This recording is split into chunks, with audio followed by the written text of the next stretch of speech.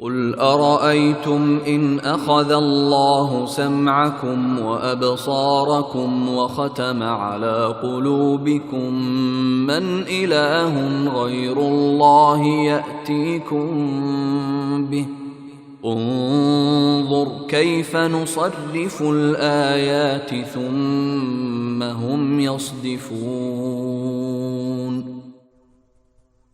اے پیغمبر، ان سے کہو ذرا مجھے بتاؤ کہ اگر اللہ تمہاری سننے کی طاقت اور تمہاری آنکھیں تم سے چھین لے اور تمہارے دلوں پر مہر لگا دے تو اللہ کے سوا کون سا معبود ہے جو یہ چیزیں تمہیں لا کر دے دے؟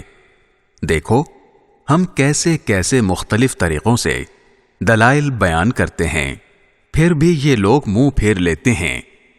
قل أرأيتكم إن أتاكم عذاب الله بغتة أو جهرة هل يهلك إلا القوم الظالمون۔